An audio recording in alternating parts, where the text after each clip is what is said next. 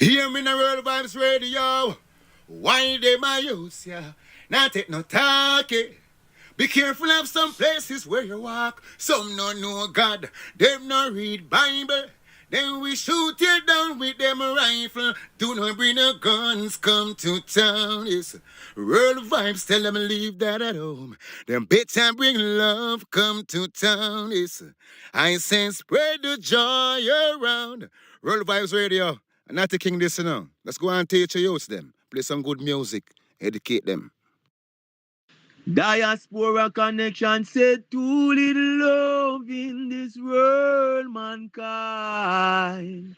And I said too many war will only complicate the time. Yeah, man, Kabbalah for Jamaican with brother Joshua. More life, more blessing. How you doing out there? Stay connected. Yo, check this out. This is Anthony Cruz, and you don't know it's the Diaspora Connection featuring Kabbalah for Jamaicans with Joshua. Keep it locked, man. Blaze it hot. Anthony Cruz said that.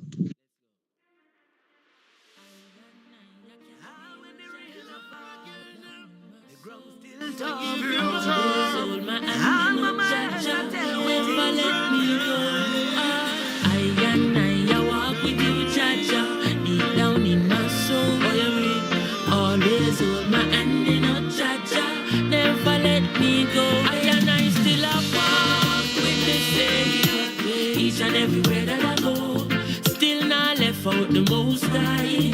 I not left out the most high. I still a walk with the Savior. Each and everywhere that I go, still not left King Tafari. I not left out the most high. Here's my hand, oh Jah. Could you walk with me? I'm alone, oh Jah. Could you talk with me? You are the reason me not in the market. And you give me peace now me heart all when me get rich and have 3 bodyguard and some big bad dog in me heart. And I still have walk with the Savior. Each and everywhere that I go, still not left out the most high. I not left out the most high. I still have walk with the Savior. Each and everywhere that I go, still not left King Tafari. Left out the most high. On my way to school, carry Jaja with me. All in the classroom, carry Jaja with me. Oh, you mean?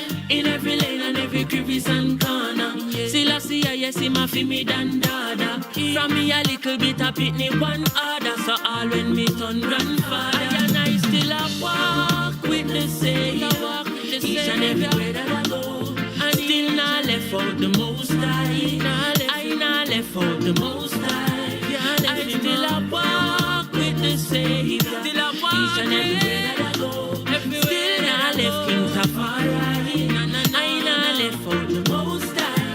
Tell me if you're going through this, working all day and night and still can't live a good life. Tell me if you're going through this, the money where you make done before it reach your hand, my friend. Tell me if you're going through this, now no money for gas stars, so you can't to drive your car. Tell me if you're going through this, every day I wonder if no better life no dead for you. Them say things that get better, but we can't see it. Can't see it, we can't. Them say money I run right and all but back still I feel it, still I feel it. Can't sleep at night because we stress out. Every month and that talk about kick out. Because ends now meet. People lying up on street. Change is what we need. Tell me if you're going through this, working up overtime and still can't pay your bills on time. Tell me if you're going through this, the work you work so hard, still can't feed you them on your yard. Tell me if you're going through this, tears run from your eye when you look over your life at night. Are you going through this? Every day I wonder if no better life no dead for you. Them say things that get better but we can't see it. Can't see it, we can't. Them say money I run right and all but pocket still I feel it. Still I feel it. Can't sleep at night because we stress out. Every month and that talk about kick out. Because ends now meet. People lying up on street. Change is what we need. So many times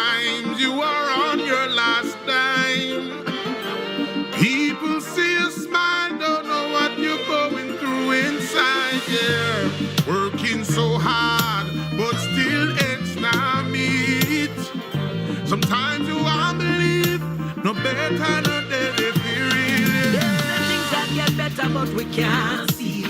Can't see it, we can't. Them say money a run right and over pocket still a feel it. Still a feel it. Can't sleep at night because we stress out. Every month and that talk about kick out. Because ends now meet.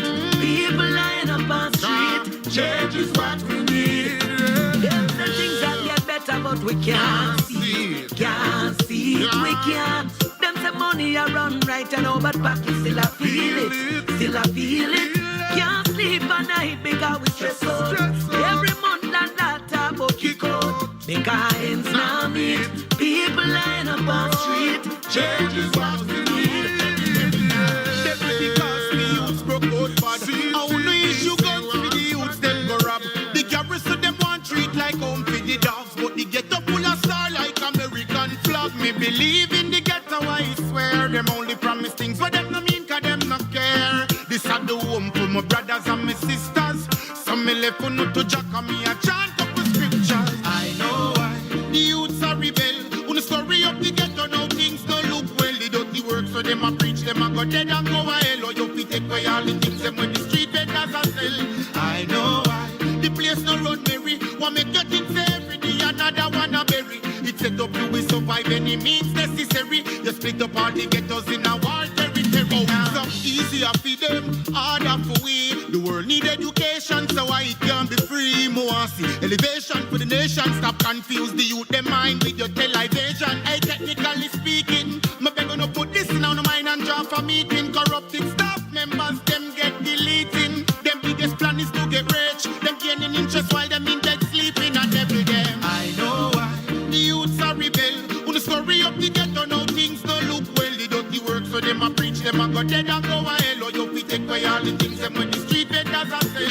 I know why the place no run merry. One make your things every day, another one a bury. It's set up you will survive any means necessary. You split up all the ghettos in a war territory. We are real, you do all that we are friends. Make we stop on the corner, spin around on the gens. When big song a play, we are beat on the fence. Because we burn friend killer and we burn fast pretense. When butter cook, everybody a look six love drop on the table and shook. Me say that song you have for voice, cause the place get nice. This a for me get a paradise. Big up the place where me come from, cause it nice again. The done them a say none of it rise again. I know I not one, yes a good vibes again. Big up the place where me come from, cause it nice again. The done them a say none of it rise again. I know I not one, yes a good vibes again. Right now no man not tax and no man feed it. I youth a rise but yeah we glad for them. Yeah. Right now me see pale over show. Remember one time me couldn't put my foot out the door. Baby mother's happy I've been like this too. Cause the youth and my mind them youth. No man now get execute. Now look no man fi shoot. You know long me no see a black so. So big up the place where me come from. Cause it nice again. The done them I said none of it rise again. I know I not one. Yes a good vibes again. Big up the place where me come from. Cause it nice again. The done them I said none of it rise again. I know I not one. Yes a good vibes again. Them say a new world order. Population control them call murder. First them turn them back against the picnic them. Then them turn round and give the gun them to the mother and the father. Google search the Horn of Africa. Look how much youth are dropped dead in a Somalia. Disease has spread like Facebook. Them don't even know them place. Look them never taste the raw, much less the taste.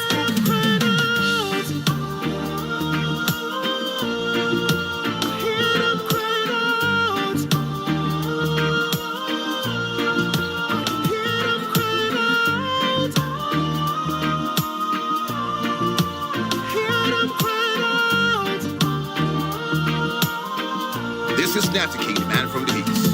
Yo, when will we realize and push the peace higher? The people them a ball for ceasefire. Wars of opinion, dominion, them seek with each prayer. See them now the weak face the fire. But listen me now, me spend a week on Israel and me a look cross on the Gaza. Me feel the love on every corner. The bigger is them rather war and disaster. But when they meet them master,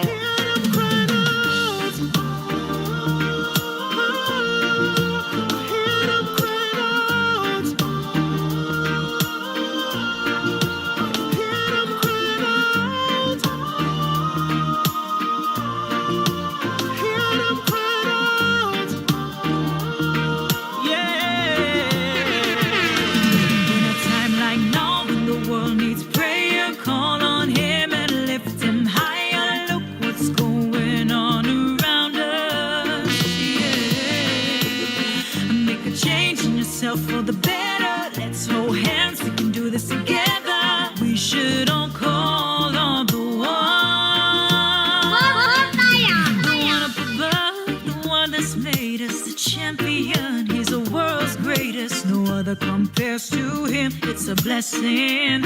And I know that He will save us. Don't be afraid, it will only make you stronger. And I know that He'll be here forever, just as long as you believe in Him. Better days will be longer.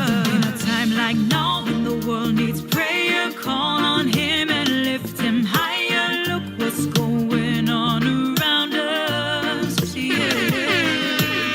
Make a change in yourself for the better. Let's hold hands, we can do this together. We should all call on the one,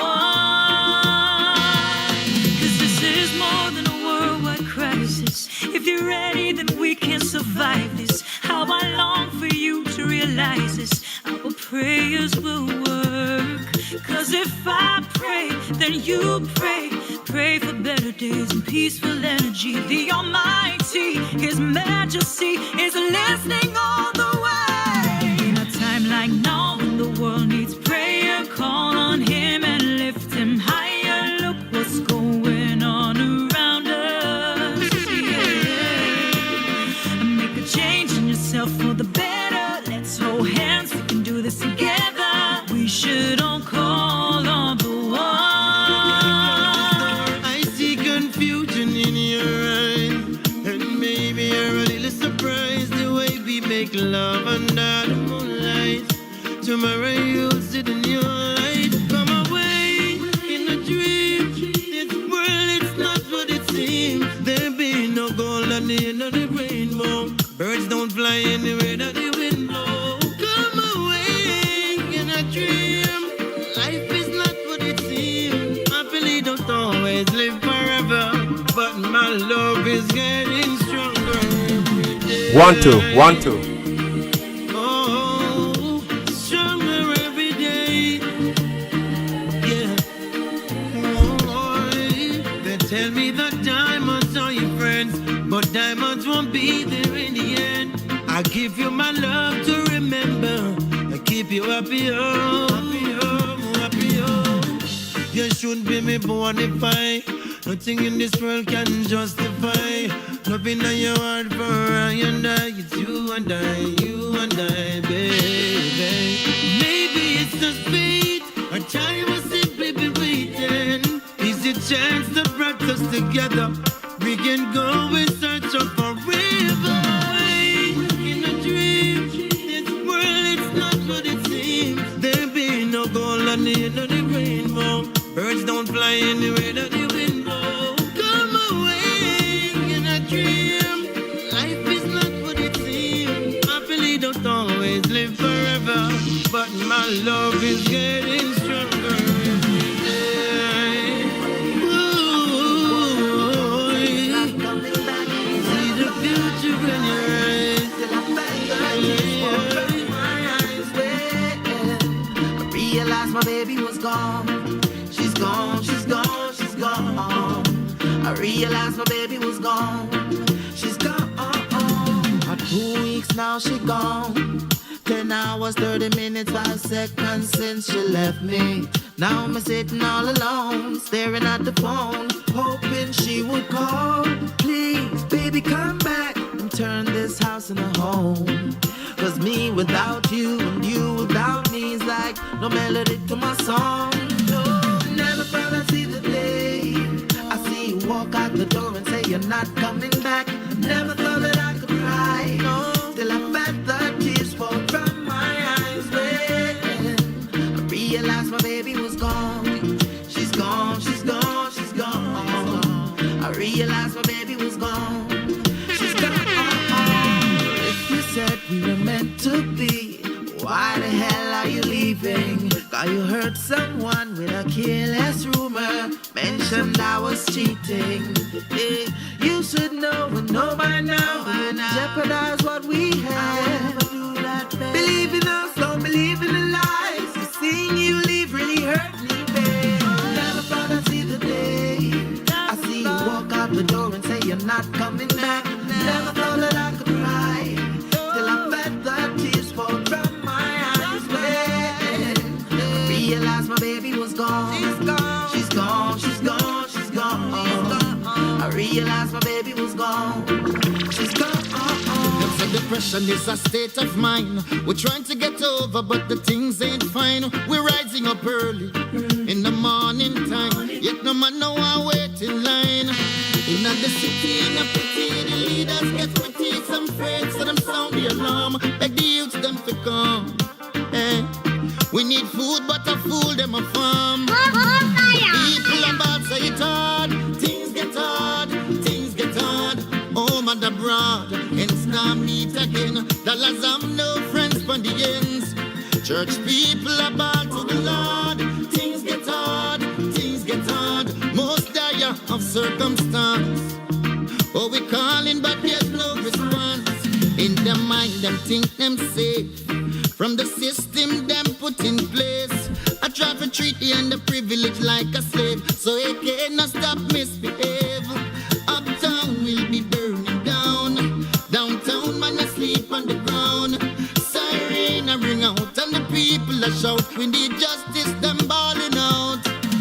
The people about say it hard, things get hard, things get hard. Home and abroad, ends now meet again. Dollars have no friends from the ends. Church people about to the Lord. Things get hard, things get hard. Most dire of circumstance.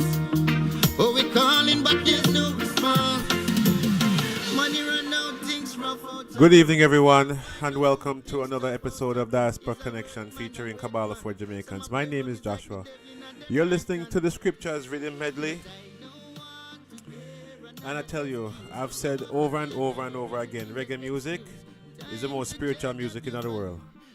Apart from gospel music, which is all Jesus-centric, reggae music is the only genre of music that talks about the Creator, about life, about good living, about righteousness. Hear them talk, so the church people them are ball, so things get hard. But you see, my friends,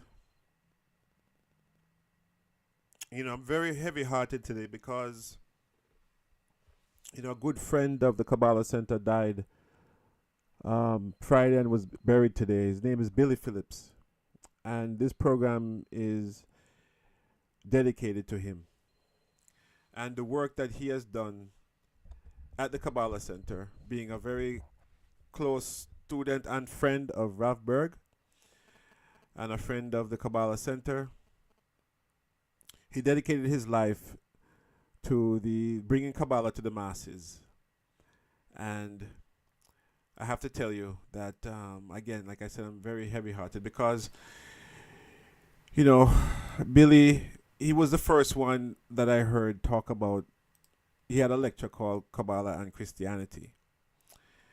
And it opened my eyes up to a lot of things. And it actually gave me the, I have to say, the ammunition to go and talk to Christians. Because,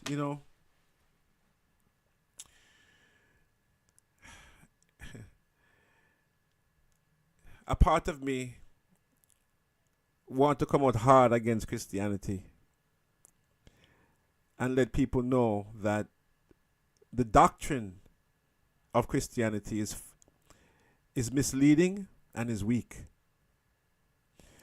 I am not speaking of the teachings of Yeshua, of Jesus himself, okay? Because the teachings of Yeshua are not the the teachings of Christianity are not the teachings of Yeshua at all. If you have what they call a red letter edition Bible that has the words of Yeshua in red, you will see that everything he said is in direct alignment with the teachings of Kabbalah. However, the teachings of Christianity and its doctrines are not. Only some things, I would have to say 5% or less, is truly in alignment with the teachings of Kabbalah.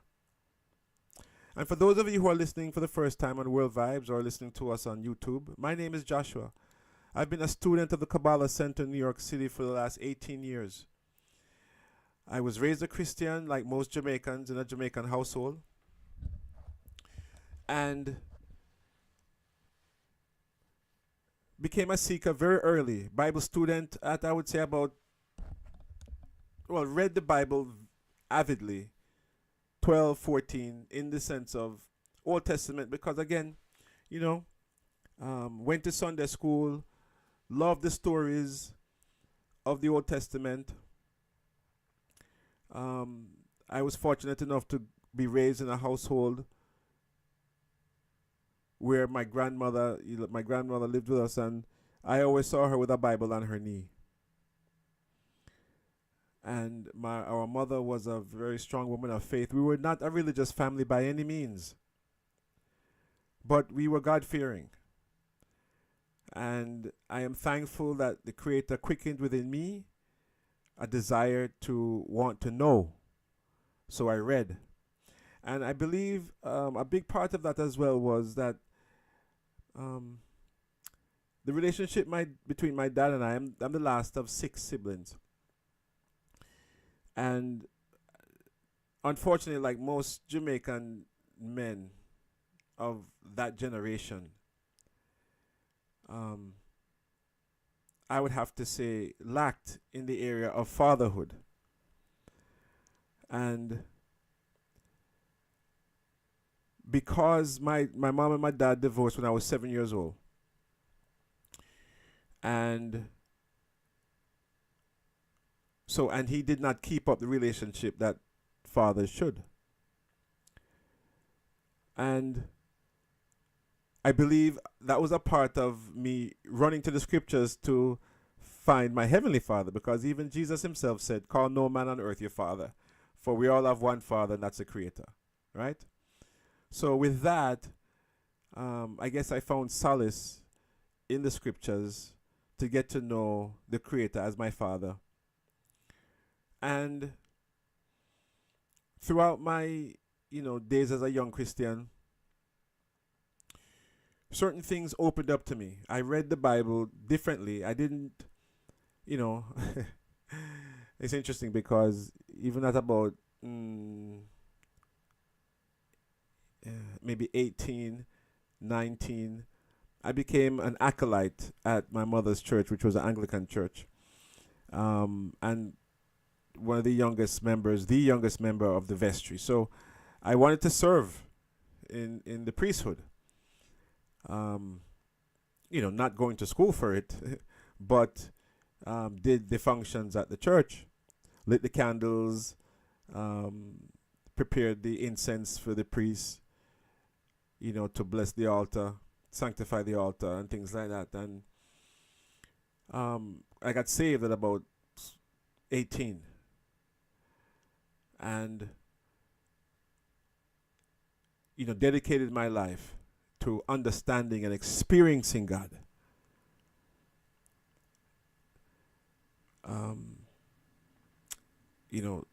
Left Christianity, left the church, my mother's church, and joined a charismatic church, close to Pentecostal, and received the anointing of the Holy Spirit, spoke in tongues, experienced all of that. Again, studying, learning Hebrew, because really and truly to understand the Bible, you need to go back to the original languages. The Old Testament written in Hebrew, and the New Testament was originally written in Greek. So the pastor that we had, taught us how to do that through things like the Strong's Concordance, or the Gesenius, which was used for the New Testament. Strong's for the Old, Gesenius for the New Testament. So learning that the English translations that we have were not accurate in a lot of ways.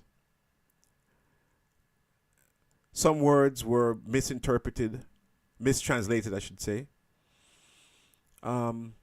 And there was great value in doing that study, because words mean everything. The change of a word can change the total context of an idea. So we were not conventional by any means. left the church, studied Hinduism, Buddhism, practiced it. Again, seeking more experience, understanding that the rishis of India, learned meditation. One of the most profound experiences I ever had as a human was when I was practicing Hinduism through meditation. So understood that there was much more than what Christianity was offering. And even as a young Christian, realizing that the teachings of the New Testament were very different than the teachings of the Old. They threw out the baby with the bath water. And for those of you on the call, I recognize you, Akash, Raquel Marcia, and Sean.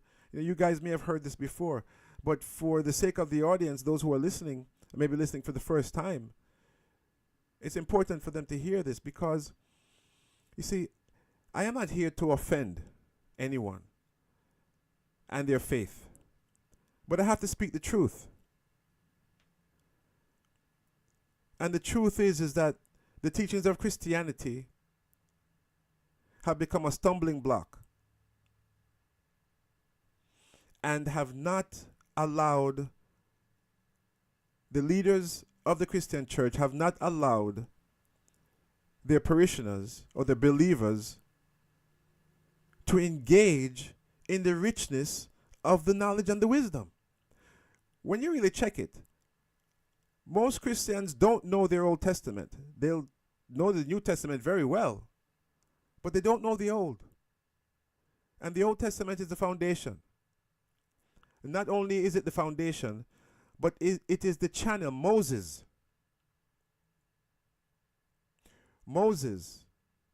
Rabbeinu,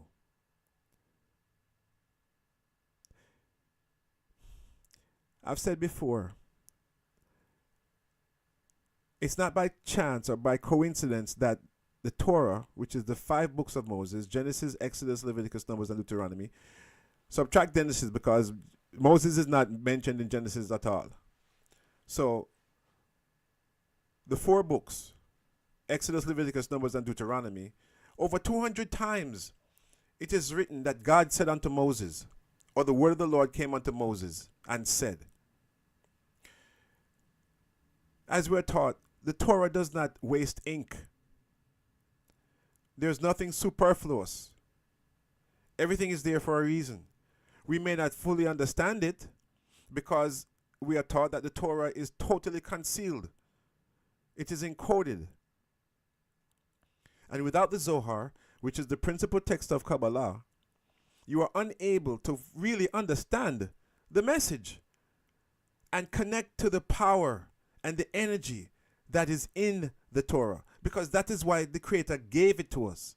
Not just for history, not just for something that we make a religion out of, but it's to connect to His light force energy through the Hebrew letters.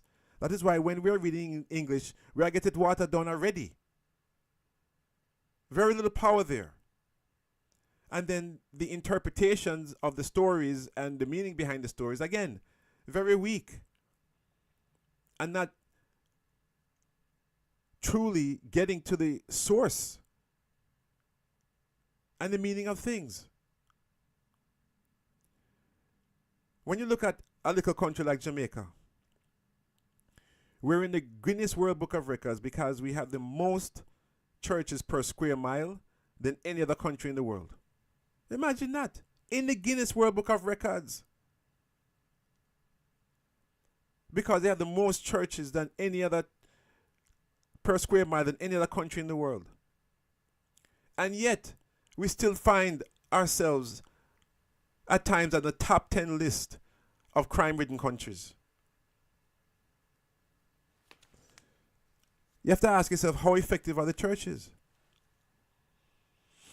The people them can't be so bad. If they were giving people the proper wisdom, it would change a country.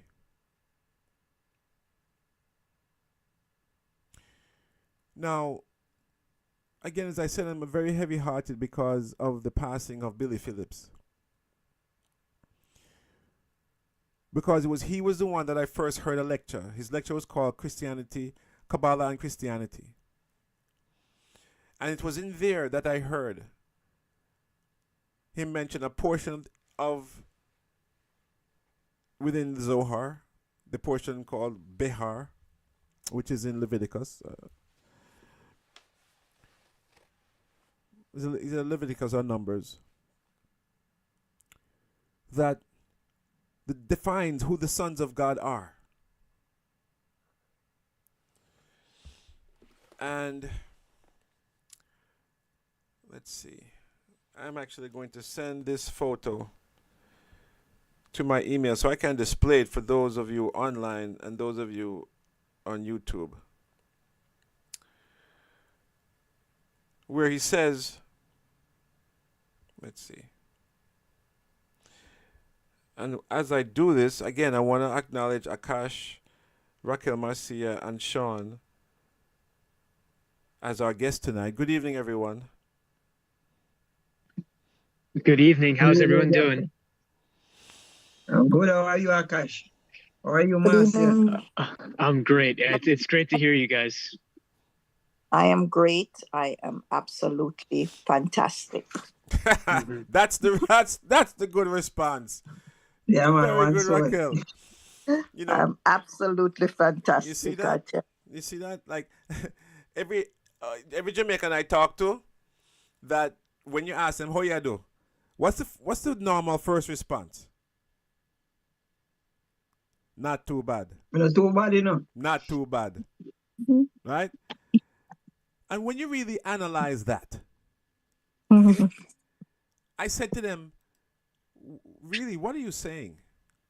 You're bad, but not too bad. Basically, that's what you're saying. You're not saying you're good. Right? You're not saying you're good. We could reframe that much more positive. We could do better than that. Thank you very much, Akash. Exactly is what I'm saying. That's exactly what I'm saying. And we have to recognize that words are important.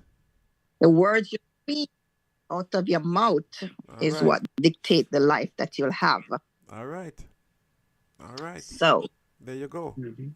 So this is what I'm sharing right now. I'm posting on the screen right now. Is what I first saw from Billy Phillips, and I said, oh my goodness.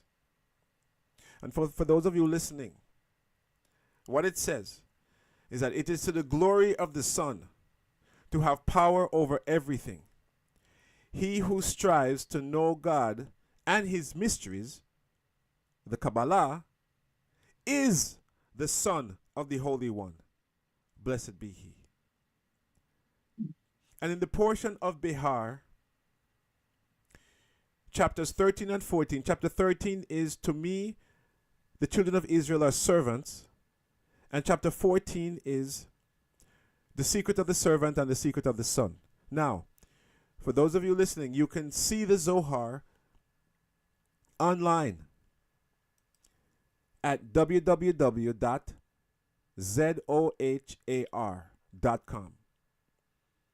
That's www.zohar.com. And you can see the Zohar in Aramaic and in the English translation. This is what we use. This is presented by the Kabbalah Center. And also another great resource online is Kabbalah.com. That's KABBALAH.com.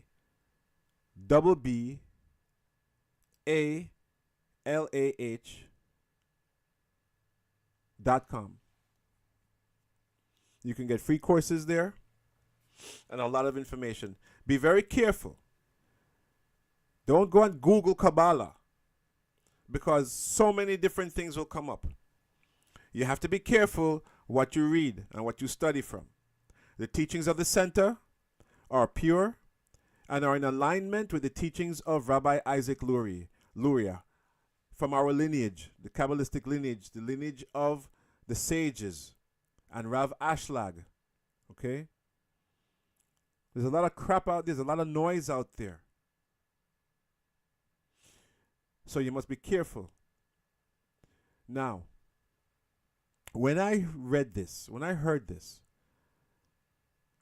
I said, ah. And then I also got to understand. So if the Kabbalists, those who are seeking to know the mysteries of the Creator, are called the sons of God,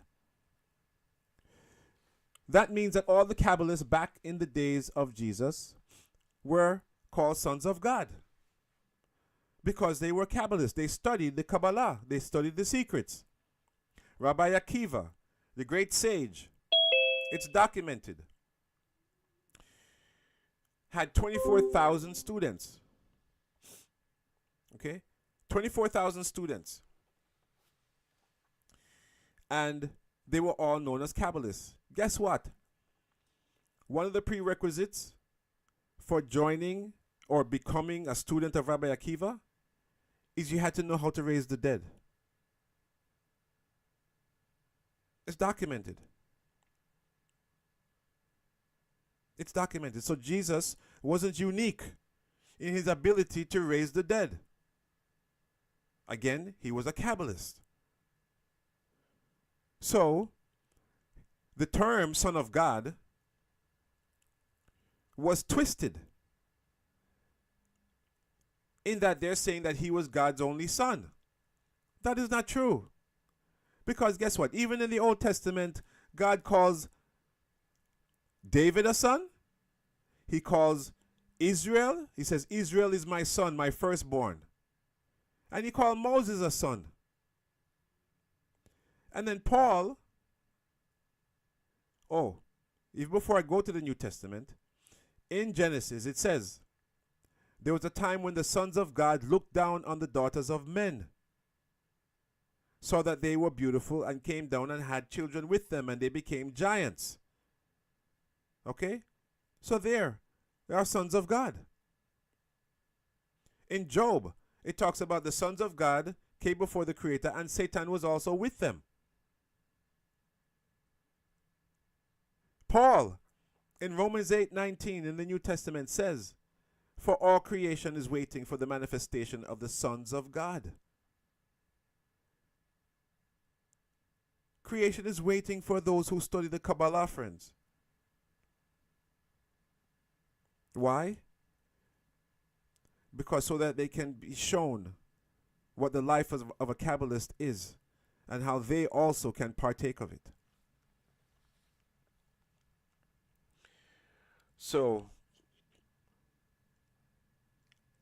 there's so much to talk about tonight. So much. We're in the new moon of Taurus. So I want to say Chodesh Tov to everyone, which means Chodesh, which is month, and Tov, which is good. So the greeting is Chodesh Tov, to have a good month. Taurus, and we'll talk about, the astrological aspects of Taurus and its importance. 1 second, sending this out.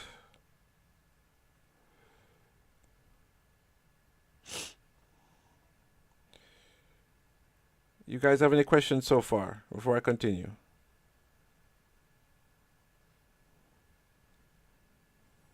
Okay. All right. Now,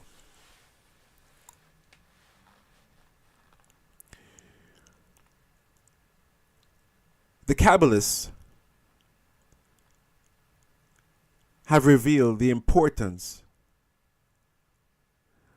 of understanding and following the astrological cycle of the world. The 12 signs of the zodiac, which correspond to the 12 tribes of Israel, are extremely important for you to understand. Unfortunately, Christianity tells us that astrology is of Satan. Again, misleading and misinformation, and is preventing people from really understanding the energy of the cosmos. The Kabbalist learns about the world at large and the universe at large, and learns how to utilize the forces that are here. The forces of energy that come from the cosmos. The energy that the planets provide, or channel, I should say. The planets channel energy.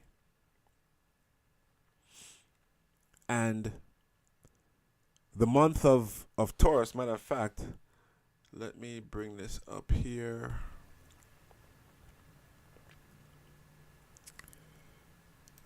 Let's see.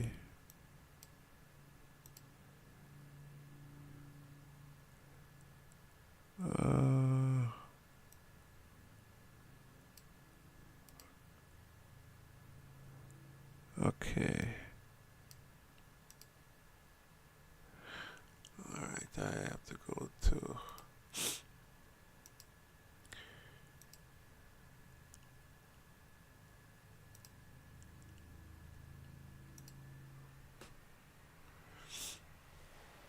Okay. So here is. Let's see.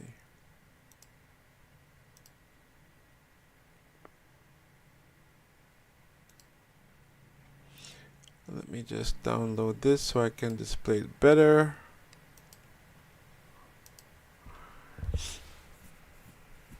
What is your sign, Akash?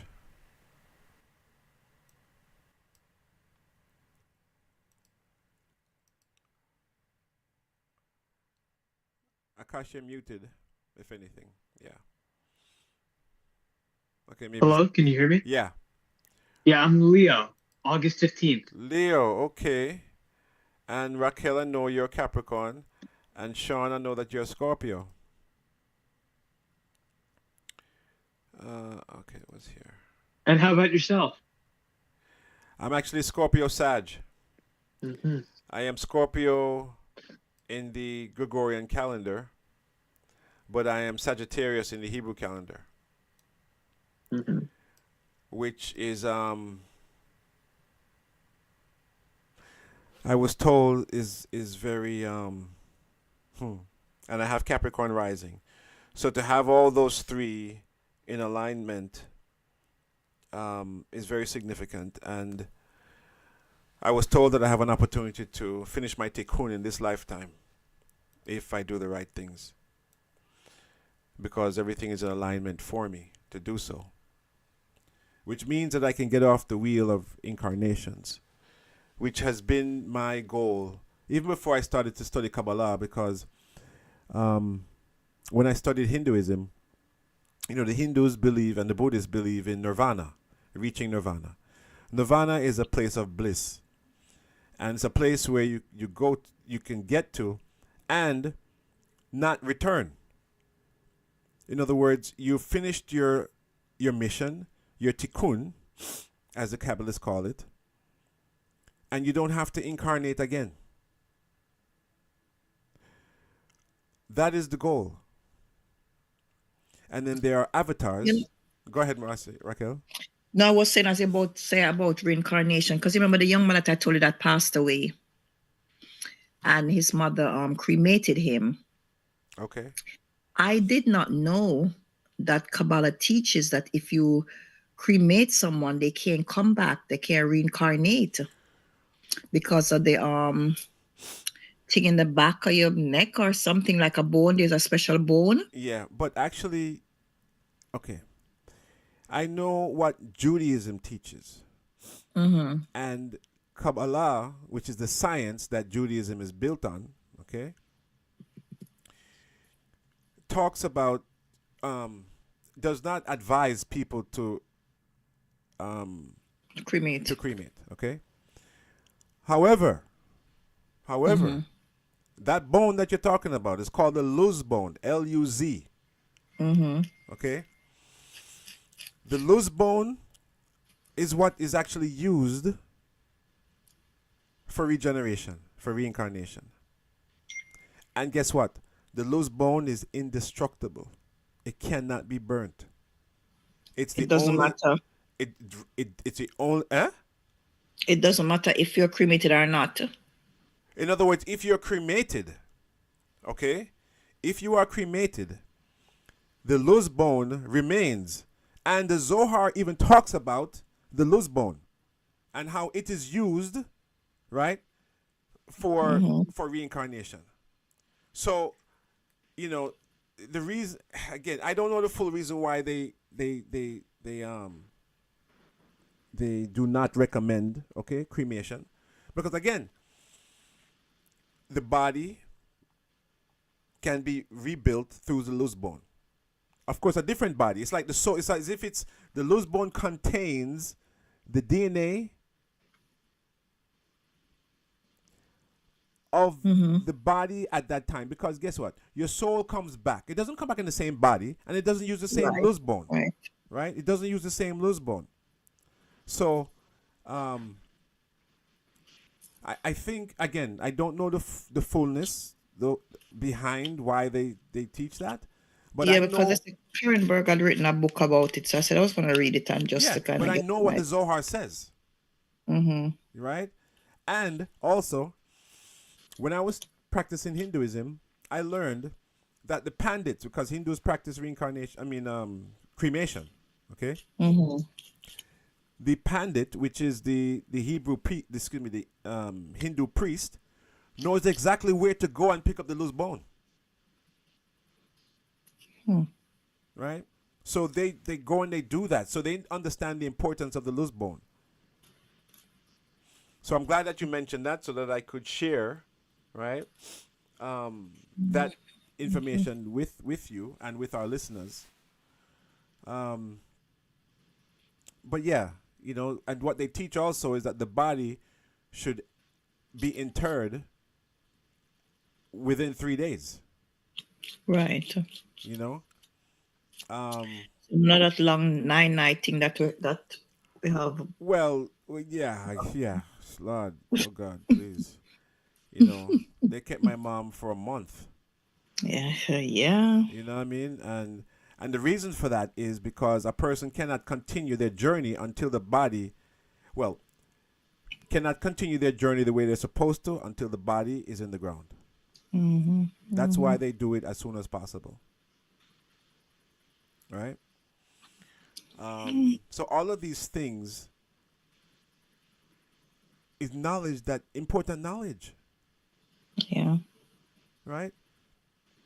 Because if a person has incorrect information, then they're going to carry their lives, you know, they're going to behave differently.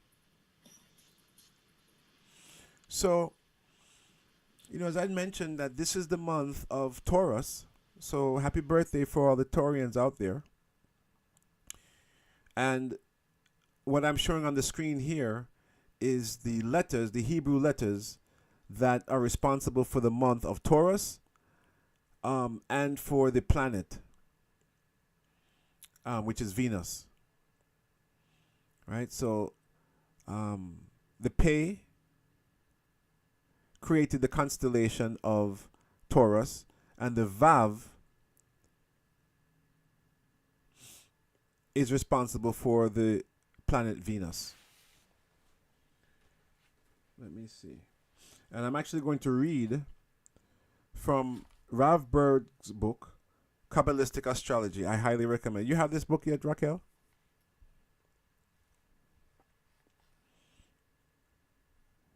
Raquel, you have the book, Kabbalistic Astrology? You're on mute.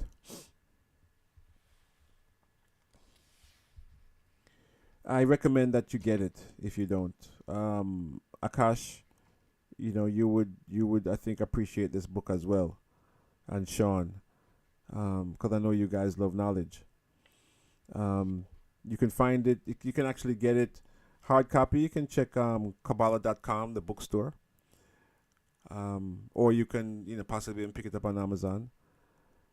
They also have it for your iPad or your tablet. So let me read.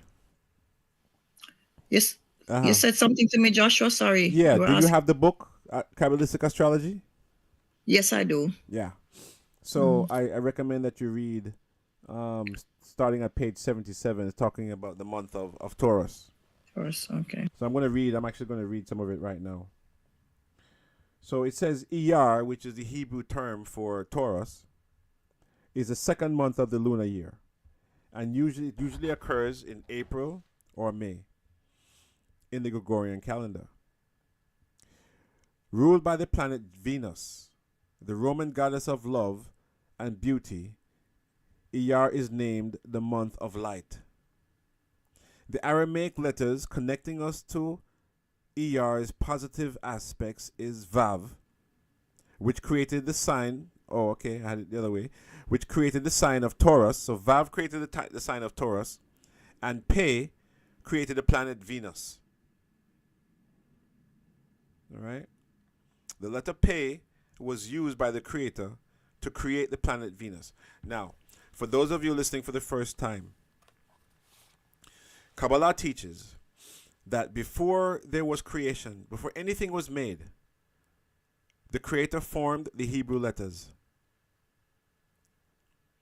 And everything, then He created the Torah, and then He created creation. Some people will say, wait a minute, how is it that the Torah wasn't written until Moses gave it? So how is that possible? Well, you're right. The Torah was given to Moses on Mount Sinai.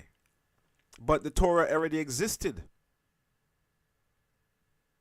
The blueprint, which is the Torah, already existed in the mind of the Creator. So just by that understanding, we have to raise our understanding about what the Torah is. It's not just a book of stories.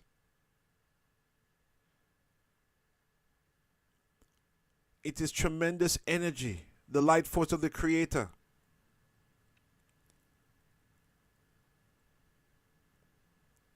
And it was given to us as an antivirus to the evil inclination. The Torah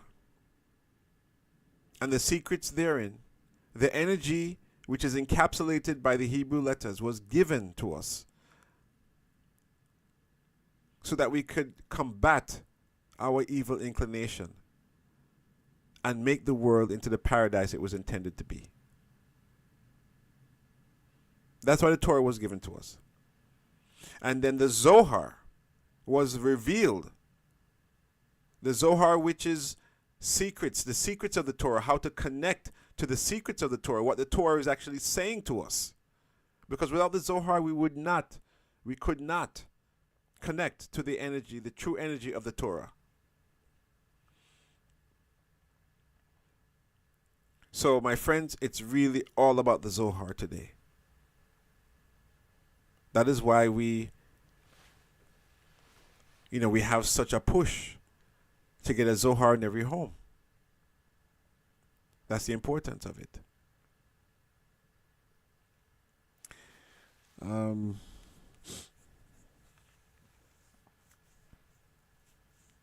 So the Hebrew letters, the letter Pe, was used to create the planet Venus. And the Vav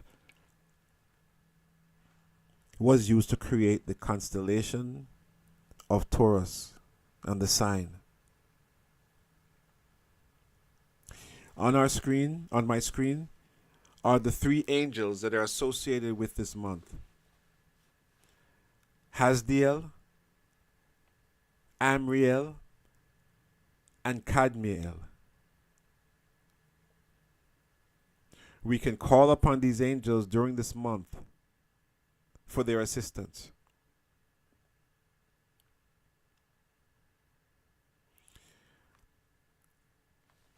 Let me continue in the book.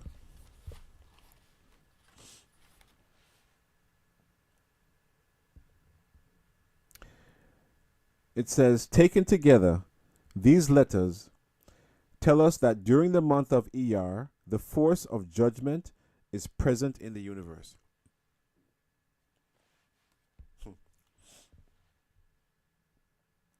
How are light and judgment related?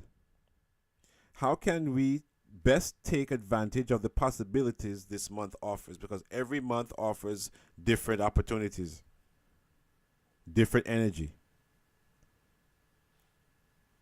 As a first step towards understanding the strength and weaknesses of those born under the influence of Taurus, imagine a bull grazing contently in his own little meadow in a sun-drenched valley surrounded by hills. As far as he's concerned, his beautiful little meadow goes on forever.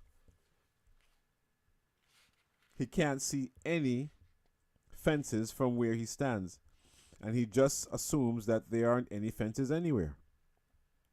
Life seems okay where he is, and he imagines it okay everywhere. Besides, why go looking for trouble? Don't make waves, that's his motto. Live and let live. Things always work out in the end. So he minds his own business and keeps grazing, satisfied with the cards he has been dealt.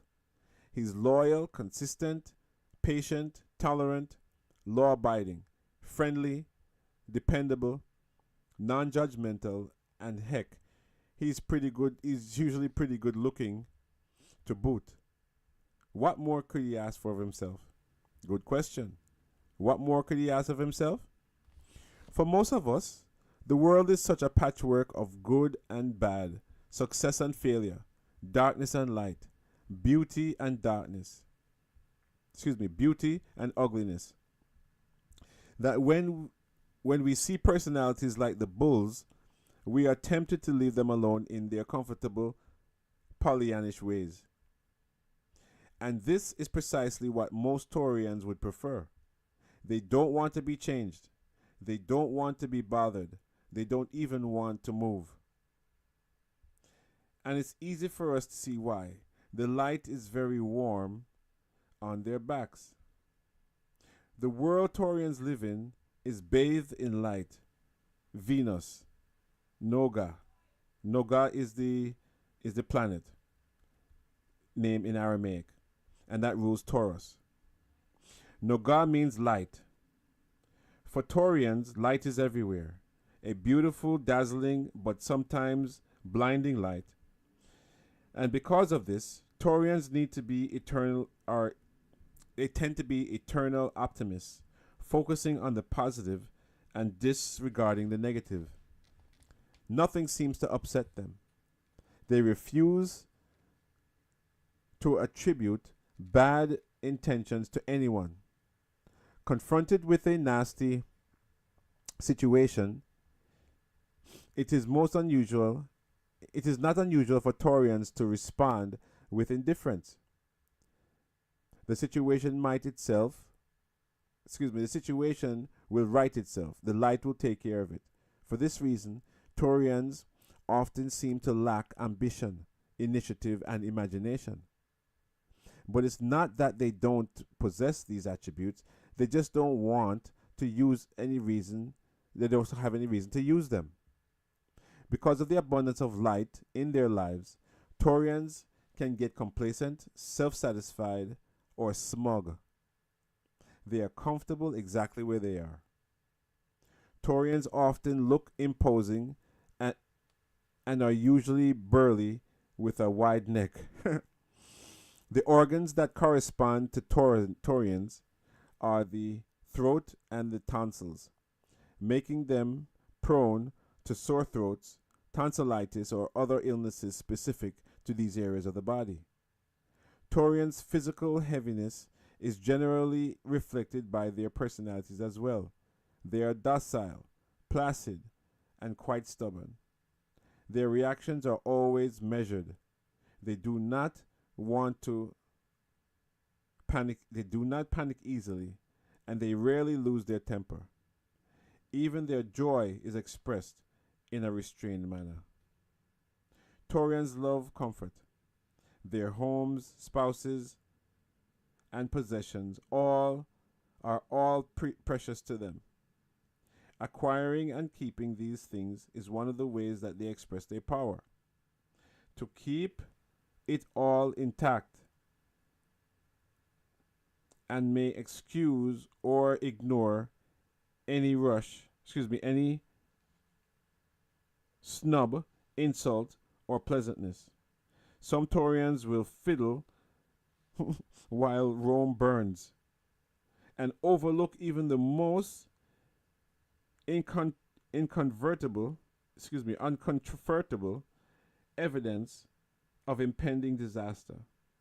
They place themselves in a protective bubble of comfort and light, untouched and unmoved by the negative aspects of the world. And it goes on for another 2 pages. And then it talks about those who have a tikkun in Taurus. Now, what does it mean to have a tikkun in Taurus? Based upon your date of birth, this actually same book will tell you for which you have a tikkun in which sign is your tikkun. And then the book tells you what you have to focus on if you have a tikkun in a particular sign. So I can actually send these pages to you guys, and then you can find out, what your tikkun is in. And then, yeah, it's very important to understand that. Very, very, very important to understand. Again, astrology helps, but Christianity tells us that it shouldn't. That it's of the devil. So, those are the letters of the month: Pei and Vav. You have the angels, Hasdiel, Amriel, and Cadmiel. So when you're meditating on a daily basis for the next 28-day cycle of the moon, 20 to 30 days, you use these 2 letters to draw healing energy. Right?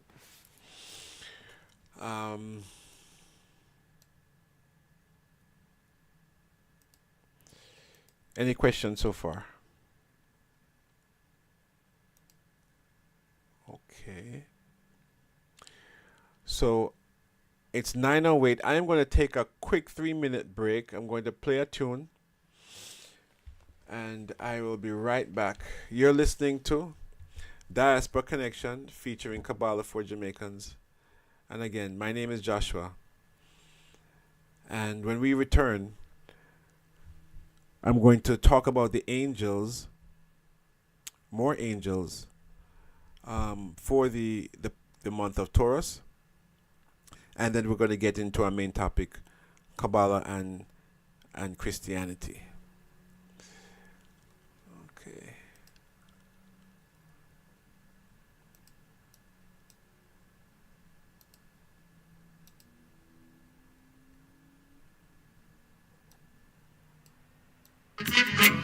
Lord have mercy. Lord have mercy.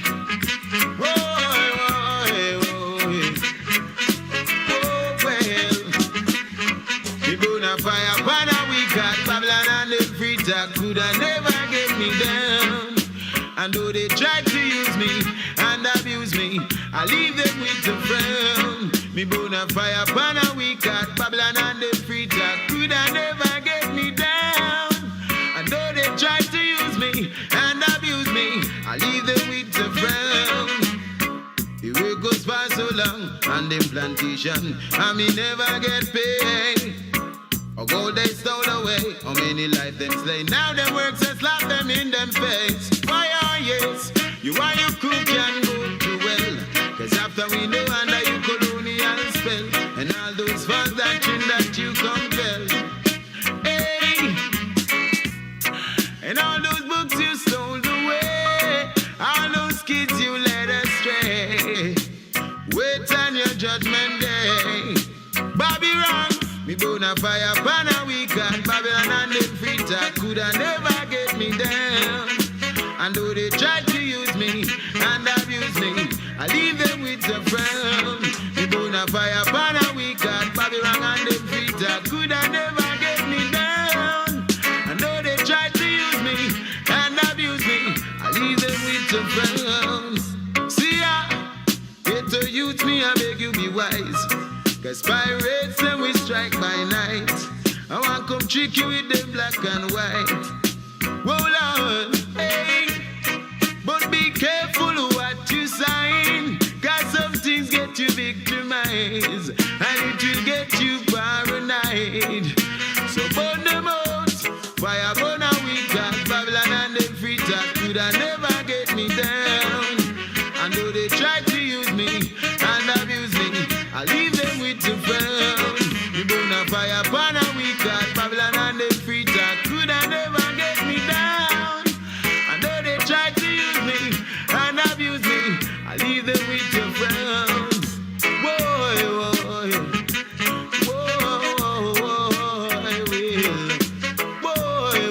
boy. See I know the work was for so long and them plantation, and me never get paid. Or gold they stole away, how many lives them slay. Now the works they slap them in them face. Boy, them and them crew can go to well. Cause after we know under them colonial spell, and all those false doctrine that they compel. Yeah, well, all those books they stole away, all those kids they led astray. Well, wait on your judgment day. Miss a next time man, fire burn a week and Babylon and them freezer coulda never get me down. And though they try to use me and abuse me, I leave them with the frown. You burn a fire pan a week and Babylon and them freezer coulda never get me down. And though they try to use me and abuse me. Now this is Prophecy, the Judge General out of Jamaica. And whenever I'm on the highways, going through the byways, I always stay in tune to Diaspora Connection featuring Kabbalah for Jamaicans with Joshua. I swear and I honor that I'll find a way to enlighten my people so they can make it through their days. Cause I don't want to see nobody banks, body banks. Welcome back, everyone. You're listening to Diaspora Connection featuring Kabbalah for Jamaicans. My name is Joshua. We're here every Tuesday and Wednesday night, 8 p.m. to 9 p.m. normally. As you can see, we're very extended. Tonight's going to be an extended program because of our topic at hand. But we're here every Tuesday and Wednesday starting at 8 p.m., 7 p.m. in Jamaica. And later on tonight at 10:30 p.m. Eastern, 9:30 in Jamaica, we're going to have our 30-minute Zohar reading dedicated to Jamaica. Every Tuesday and Sunday night, we have a 30-minute Zohar reading, which is hosted by the Kabbalah Center. Students of Kabbalah go on to a Zoom and we read the portion of the week, or at times we may read special portions, but for 30 minutes. The Zohar channel, which is a Zoom channel, a Zoom link, is actually a 24-hour, 6 days a week forum whereby you can just connect to it at any time of the day or night, because it is worldwide. People from all over the world come and they read from the text. And again, you can see the text online at www.zohar.com,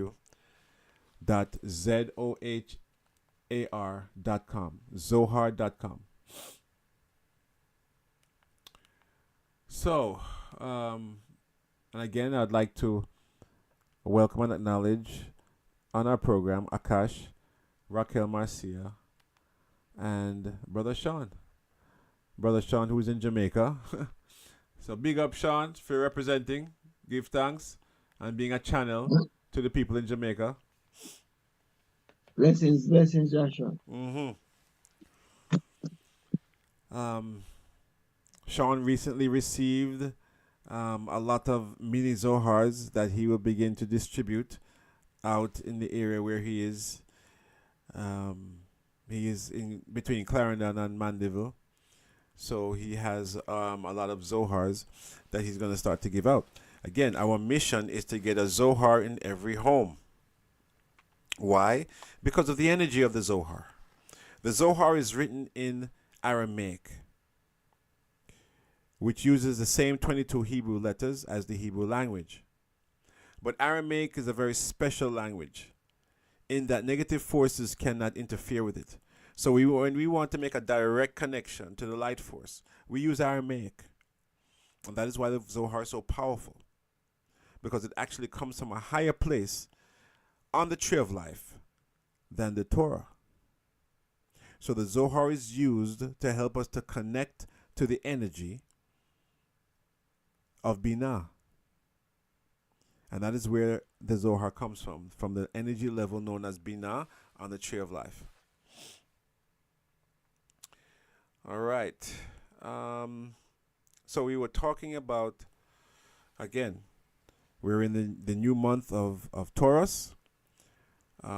Every month provides for us unique energy, but you need to know how to connect to it to take advantage of it. Understanding the Hebrew letters that are responsible for the planet and the zodiac sign are very helpful, because you can meditate on those. All right. Let's see. Yeah. So yeah, you should take a screenshot of this, and I actually sent it in the chat, in the WhatsApp chat. Oh, for those of you who would like to contact me, you can send me a text or call me on my WhatsApp number. That's country code +1 516 965 5700. Again, country code +1 516 965 5700. Or you can go to our website, www.kabbalahforjamaicans.com. That's again KABBALAH,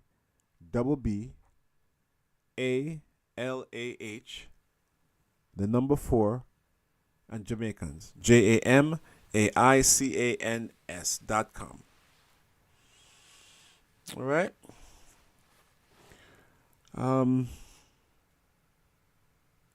Okay. As I mentioned at the beginning of our program, I'm a bit heavy-hearted because of the passing of Billy Phillips,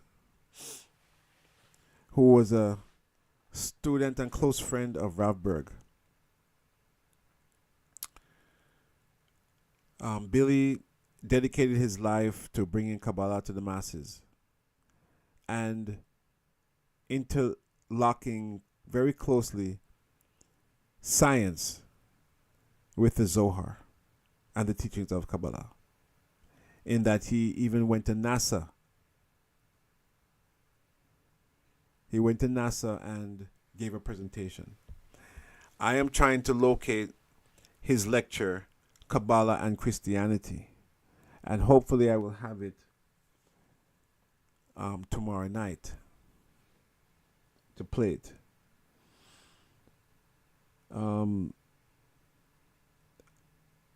Billy Phillips did some tremendous work on helping Christians to understand the importance and the relevance of Kabbalah in their faith.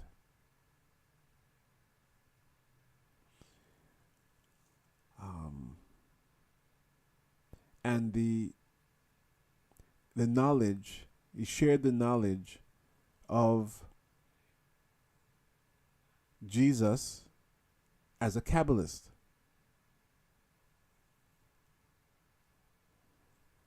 Showing that his teachings were in alignment with the teachings of Kabbalah. And that the Kabbalists of his day and thereafter all recognized Yeshua as a Kabbalist.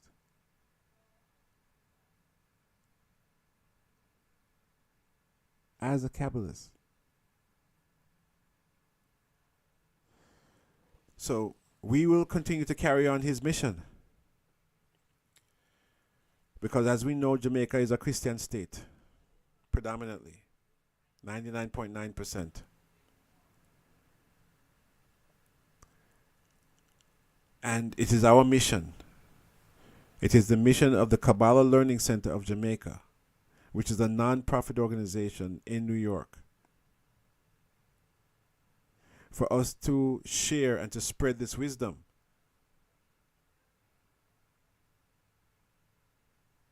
That is our mission.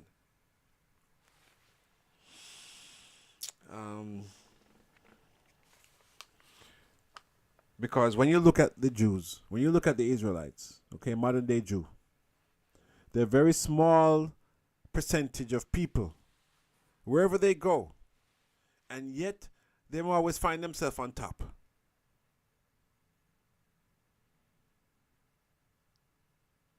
Nobody ever asks why.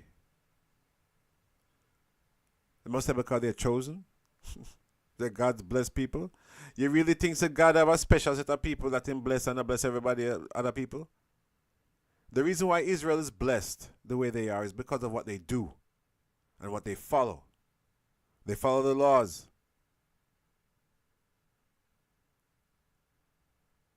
Okay? They follow the laws. That's why they're blessed. And anybody who follows the law will be blessed. Because that is the promise of the Creator. To bring forth rain in due season.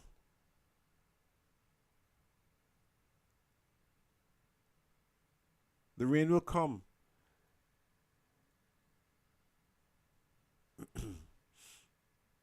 And as it says, the rain falls on the just and the unjust.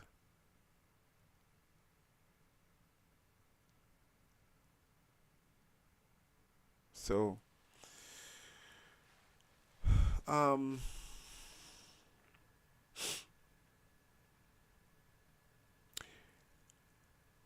you know, I found something on a few things on the internet, on YouTube, that, you know, I checked out and was very pleased. There is this one particular person, and this is, let me just show this here. And he has this, he has a page. It's called Christian Kabbalah. And what does it look like you see here? What is this here, Raquel? What you see here behind the left here? The Zoars. Uh-huh. And up here, so? That is a 72 name. All right. So let's hear what this guy has to say. This is actually episode 6. Let me see if I can find. Let me go to his channel and see what this guy has to say about Kabbalah and Christianity. Let's see. Okay. Here's an introduction. This is 3 minutes. Let's see what he says here.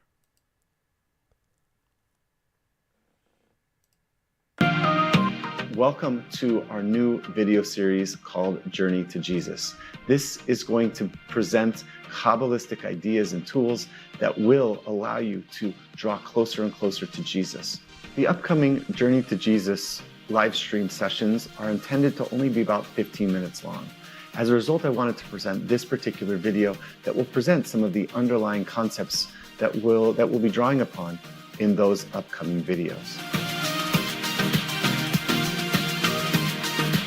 The first thing that you must know is that Kabbalah is an active spiritual process. It is spiritual technology that is given to us by the Creator that will allow us to draw closer and closer to the Creator. We will ultimately be drawing upon the wisdom that is found in the first 5 books of the Bible: Genesis, Exodus, Leviticus, Numbers, and Deuteronomy.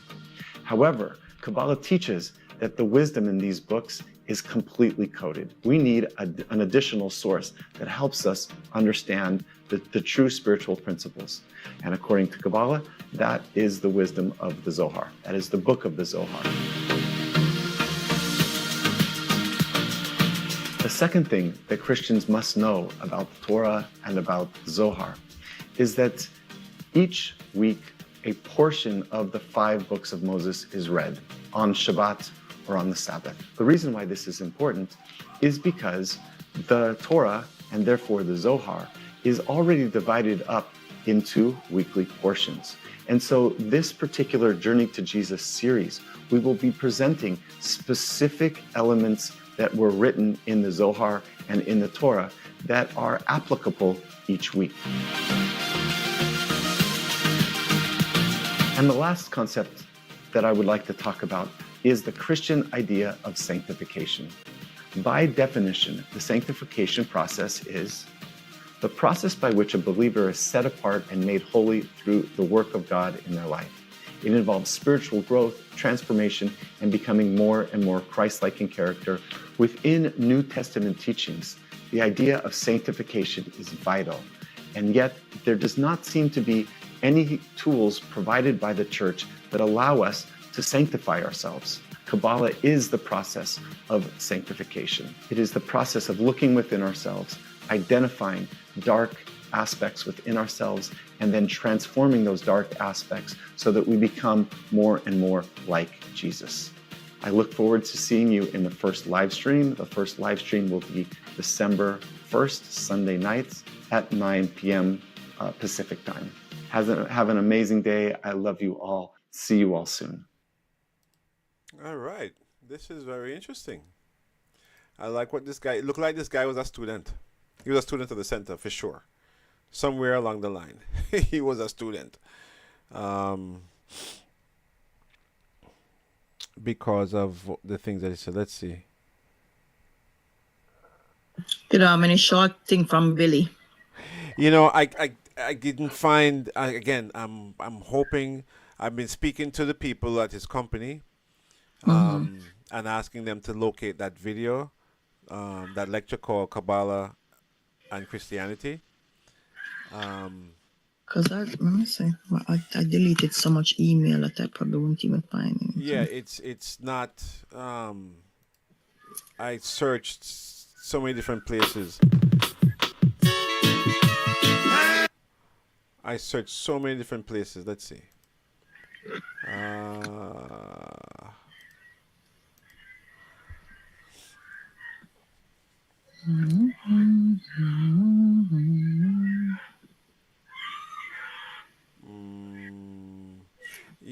You know, yeah. I hope they find it.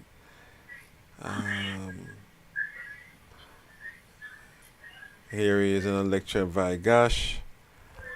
Let's see.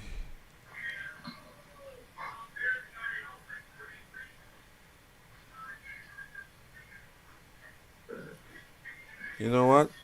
I might wait. Let's see.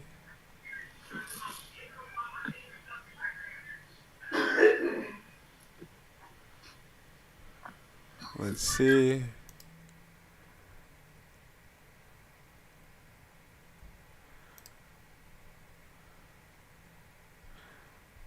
All right, let's try this one. The Zohar says, and why is it that one righteous man is afflicted? Oh.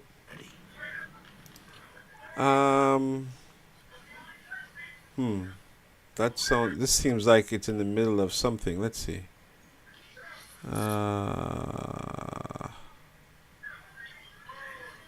This is 5 years ago.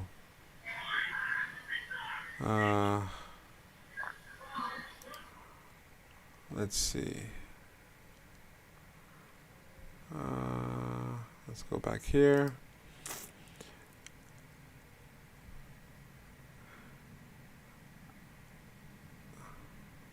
All right.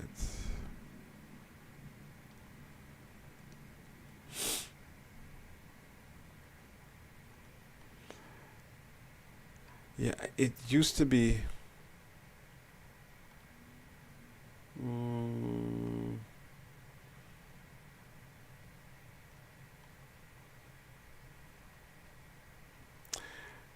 let's see. Let me go back to this one here.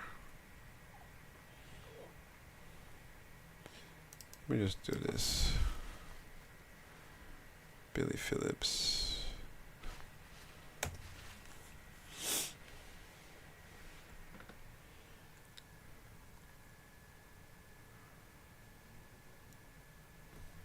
Huh.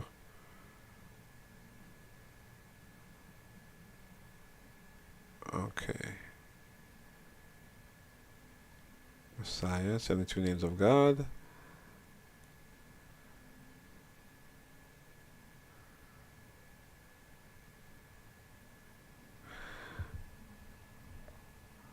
All right, let's try this one. I want to play something from him. Let's see what this says. I may rephrase it, but it's something like, how can I be a Christian and study Kabbalah at the same time and not have any contradictions in the relationship between both ways? Kabbalah, Zohar makes a Christian a better Christian, a Muslim a better Muslim, an Israelite a better Israelite, an atheist a better human being. It's not here to convert you. It's here to empower you. The liver cell doesn't convert to become a heart cell. The heart cell doesn't try and become a kidney cell. Heart cells serve their function. Kidney cells do their function. The pancreas cell performs its function. But the Zohar is like the blood that flows through all the organs, nurturing and nourishing those organs.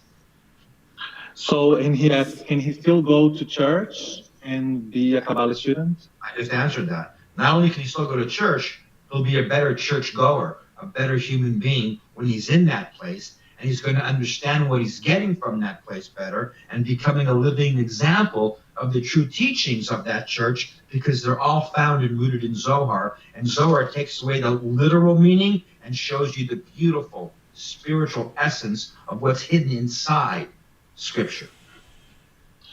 Okay, thank you very much. One question. Yeah, and that's key because I was just about to say that is perfect. Yeah. Perfect. Yeah, that's key because and that's what happens. It's the secrets, right? To understand, to unfold really what is written. Because again, I've read the New Testament and I see the wisdom of Kabbalah, but it's not taught that way. Right? They're making Jesus the central figure, which is unnecessary. Right? Because Jesus is all he taught. Every time he spoke, he pointed back to the law of Moses. Right?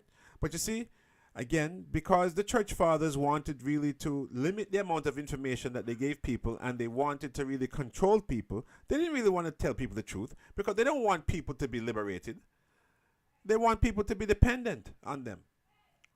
Right? Dependent on them. So they didn't want the old adage to become true. You shall know the truth and it shall set you free.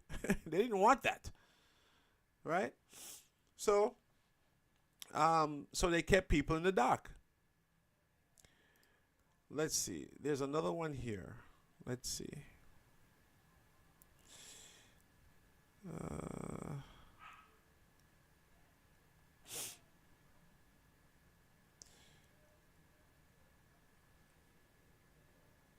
I wonder if that one is it. Okay, let's look at this one. I know that, like, the job of the Satan also is he brings more people to God than anybody else, because when they fall so low because of him, because of listening to him and being one of his minions, they often turn to God at their lowest point. This is an interview with Roseanne Barr. So Billy Phillips appeared on the Roseanne Barr show. And this was back in, oh wow, this was only 4 or 5 months ago. Wow, okay. I think that's his real purpose, why God created him. But you have a fundamental change in a human being when they fall so low. So I'm hoping that for the Democrats, that or for not just the Democrats, 'cause I know there's good Democrat, good people, but for these people who are just so full of hate, that they would just maybe pause a minute and think about replacing that with empathy and compassion and love, because their world will definitely change and become better. So you know what the end of days means to that point? Through the dissemination of this divine supernal wisdom, this light called Zohar, we could get there without having to suffer. We don't have to suffer now. We've suffered enough. We've met the karmic requirement to where we worked hard enough, we've suffered enough, or we changed enough to get there, which is the only reason why after 2,000 years, the Zohar, we're talking about it publicly for the first time around the world. Yeah. These secrets of Jesus, Yeah. the secret teaching. We can get there without suffering. So it used to be people only change. This is from a dear friend of mine who taught me this. People usually change when the pain of not changing becomes greater than the pain of changing. That's right. That's well said. We don't have to do that anymore. We don't have to do that. It's just like turning on the light. It's that simple. It's that just simple. the change to look for the good rather than the bad.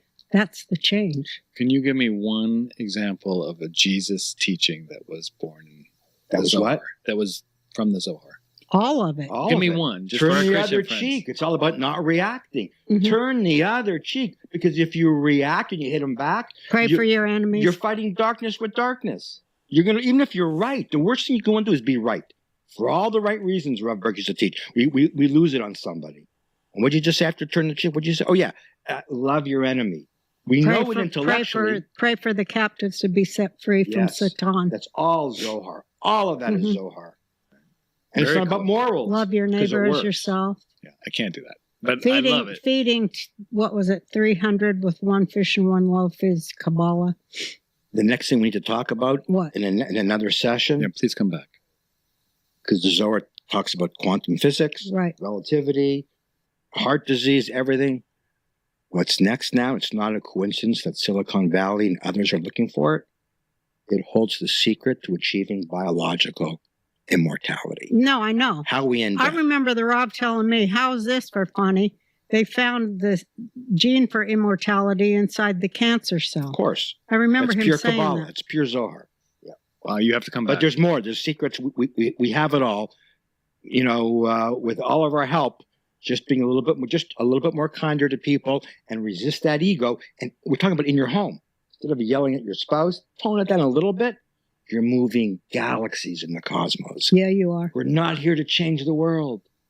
We're here to change Resisting- ourselves, We're here and to that change changes the ourselves. world. Every time you resist the satanic the satanic opponent inside of you, every time you resist it, you make light stronger. So we all have a job to do, just like American people made the change, not just Trump, but the American people. Everybody did what they could do, and Trump's doing what he can do. We all got to do what we can do, and that's the same thing. It's blockchain. Yeah. I love you. Yeah, pause it there because it's obvious of what political influence Roseanne Barr is of, and I'd rather not get into that. But yeah, these are pretty interesting lectures or interviews with him. Let's see. I wonder if this one is it. I'd like to begin, if I can, with a very famous story of a great Kabbalist who lived a few hundred years ago that most people probably heard of. In English, his name was the Master of the good name, one of the names of God, the master of the good name, known also as the Baal Shem Tov. And there are books and books published that have amazing miracle stories about the Baal Shem Tov. And there's one I'd like to talk about tonight to begin with, because it's, I think, quite profound. The Baal Shem Tov was on his deathbed, and he gathered all his closest students around him, and he told them what they are to do to spread Kabbalah, to spread the teachings of the Zohar throughout the world in their life. There was one gentleman who came over to him, a close student, and he said, what am I going to do? He's hoping to be something great, powerful, teaching, lecturing, maybe being in business to make all kinds of money, and he can help spread the wisdom. And the Baal Shem Tov told him, your job is to tell stories. I want you to travel throughout the world and tell stories about me. All the miracle stories. I'm not going to make a lot of money, but to be asked by the Baal Shem Tov, my master, to tell stories, okay, it'll be a privilege. So he traveled for years. He was broke. He had to eat in people's homes when he told stories, and years went by, and he enjoyed telling the stories, but he couldn't figure out what was the meaning behind this, what was the purpose of his life, until he heard that there was a rich man in Italy. I forget the name of the village. And this man promised to pay, a lot of money for each story that could be told about the Baal Shem Tov. He figured, this is my pay dirt. This is what he told me to tell the stories. So he traveled to Italy, and he went to this gentleman's home on the Shabbat, Friday night dinner. He said, I have all the stories you want to hear about the Baal Shem Tov. The guy was mesmerized. He said, amazing. We'll do the services, we'll sit down, we'll have dinner, you'll share your stories with everybody. They're sitting down for the first meal of Shabbat. The host says to him, please share your stories with our guests. And he can't remember a single story. Nothing. He's embarrassed. He's red-faced. He says, I'm sorry, maybe from the traveling, I can't remember.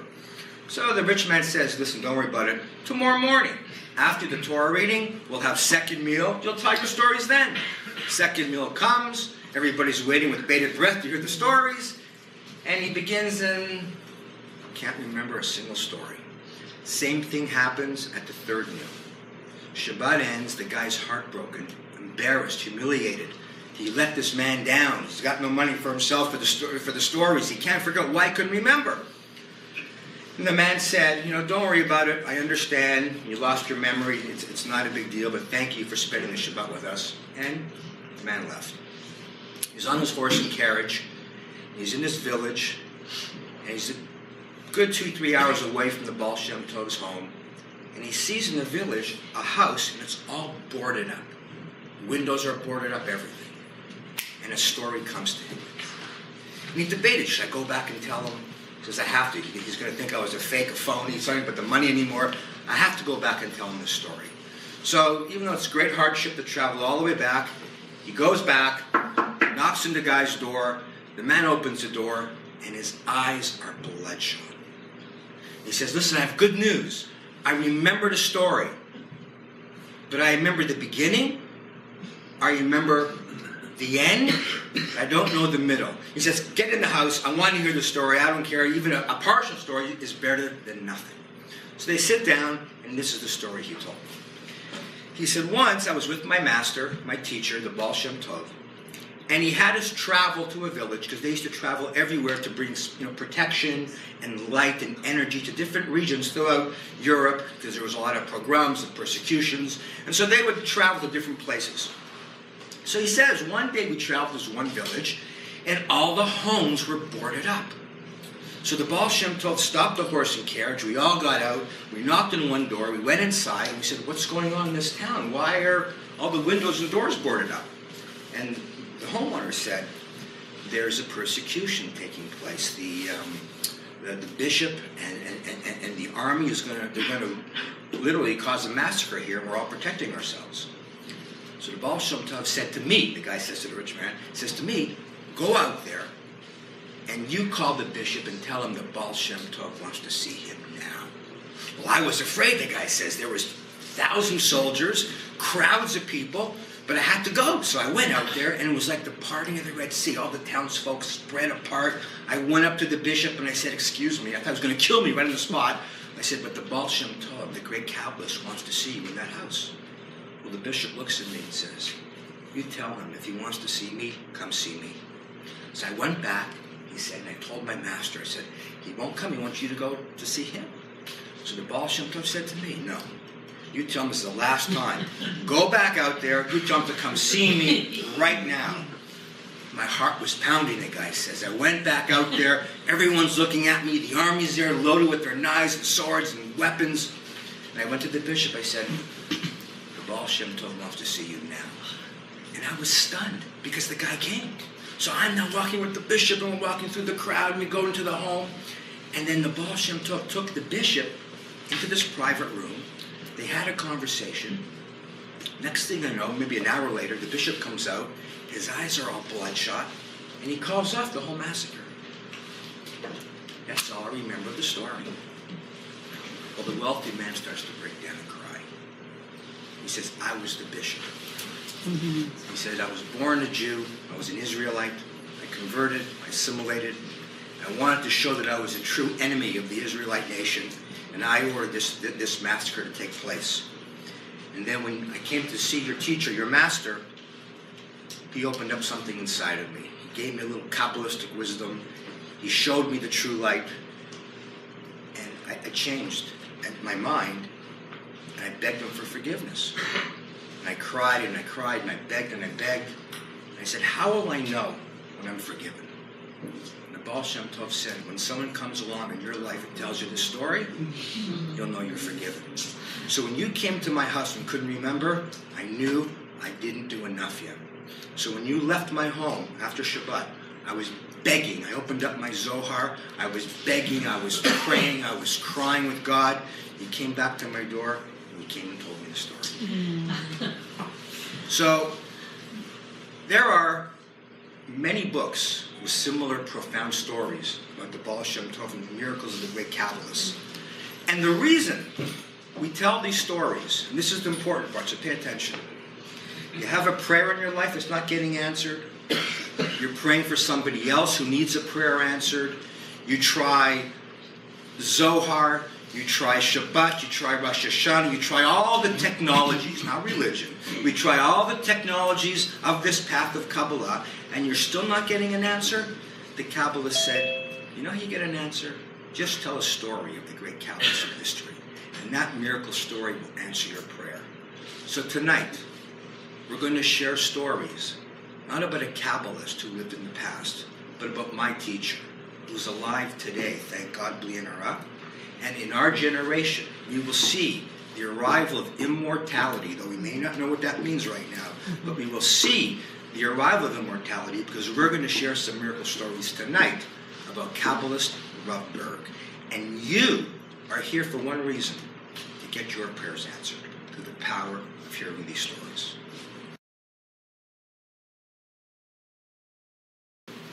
Everybody ready? Yes. Talk louder.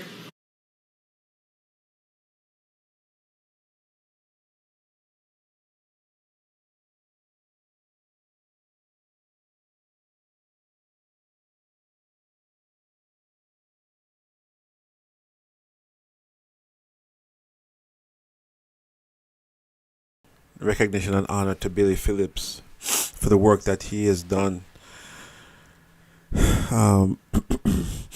I promise I'm going to locate that lecture on Kabbalah and Christianity. I have contacted his office, and they're looking for it for me.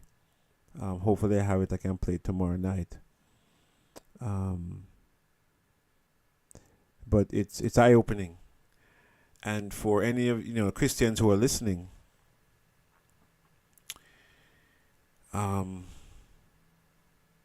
Jesus said, "Those who have ears to hear, let them hear." And those who have an ear for the truth will recognize the truth. Because as much as I studied the scriptures, both Old and New Testament, I saw the holes. I saw the holes, and I didn't buy into the whole doctrine of Christianity. Again, everything that Jesus said was profound and true. But when they take things like, when you see me, you see the Father. No man cometh to the Father but by me. They use that to create their religion and to make Jesus the focal point. And they really wanted to replace Moses, which is unfortunate. So, let's see. This is 11 minutes. Let's hear what he has to say in part 2. Before I start, he said, you guys have any question? And I want to welcome Brother Paul to the call. Good evening, Brother Paul, who is also in Jamaica.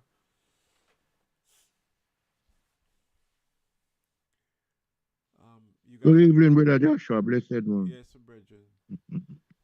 You guys have any questions? Akash, Sean, Raquel? No. Okay. All right, so let's see what he says here. That's my mother. Some things don't change. Things change, you should tell you to shut up. So I started back in 1989, and as Abe said, I was a completely different person. Well, I mean, I don't think I was a different person, but they tell me I was a different person. I was an egomaniac. I had the car. I had an office with a sauna and a workout room and a suntan machine, and I had all these toys. I had robots. I was the most materialistic, shallow person you could ever meet. But I was empty, and I didn't know I was empty, but I was just consuming science books like crazy, because I was finding answers in these science books about how life works, but it wasn't a complete story. I knew the scientists were missing something. They're missing, I don't want to call it God, but they were missing God. And I knew they had half the story. So one day a guy knocks on my door. I know most people know him, 810 Yardetti, at my office where I had all my toys, and I had a two-way mirror. And I could see through the mirror that it was a religious-looking guy. I figured, you know what? I'm making a lot of money. I know a little bit about science. Let him in. I'm going to wash the floor with this guy because he's not going to answer questions that no rabbi in history ever answered. And the son of a gun answered every question that I threw at him that day. We spoke for 4 hours. Didn't know what the Zohar was. I knew the word Kabbalah, and it touched something deep so inside of me, I don't know what it was. But when I heard the word, and I hated religion, I hated it. But when I heard the word Kabbalah, something got set off inside of me. That's not, I can explain in 1%. And I questioned him, and maybe a month later, he gives me a videotape of Kabbalist Rav Berg. I said, let me see what this charlatan looks like. Either he's like some old rabbi in New York, like you see in the Hasidic neighborhoods, or the guy that's going to look like a con man. And I was actually like shaking when I put the video. It was a VHS tape. I put it in my machine. On comes the video. I see the Rav, and doesn't look like a Hasidic old rabbi. It looks like a cool rabbi. Doesn't look like a con man. Doesn't look like anything. Just okay. But I did something I still can't believe I did it. It was after midnight, late at night. I went out my front lawn, I leaned against my wife's car, and I said, I don't have time to waste pursuing something that's not real.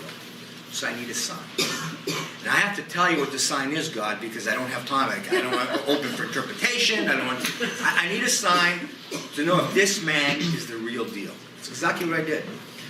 I said, I want to see something I hadn't seen since I was a kid. I want to see a falling star. I leaned back against the car and I said, I'll wait here till 3, 4 o'clock in the morning because I really want to. 5 seconds later, the star goes across the sky. I went, ah! No more signs! No more signs! I had an anxiety attack. I ran in the house, woke up my wife. I was shaking. I said, something's going on. Who is this guy? It freaked me out. No more signs. That was the beginning of the signs.